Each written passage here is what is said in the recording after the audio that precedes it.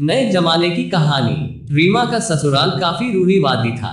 मायके में थोड़े नए तौर तरीके थे।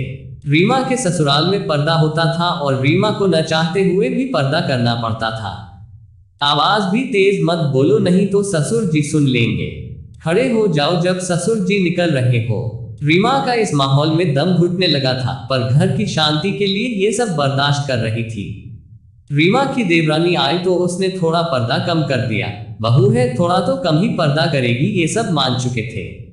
तभी छोटे देवर की शादी हुई, उसने घर का माहौल ही बदल दिया। वो घर में लोअर और टी शर्ट पहनती थी, इसलिए जमाना बदल गया है कि तर्ज पर रीमा और उसकी जेठानी सलवार सूट पहनने लगी। अब जिंदगी थोड़ी पटरी पर आ रही थी। तभी रीमा ने बोला कि मैं फोर व्हीलर कार चलाना सीख रही हूँ।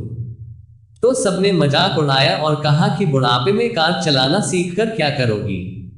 पर रीमा ने किसी भी बात पर रिएक्ट ही नहीं किया और कार चलाना सीख लिया। पर समय के साथ रीमा के पति में थोड़ा बदलाव आया और वो अपनी पत्नी को ज्यादा अच्छे से समझने लगे थे और उसका साथ देने लगे थे।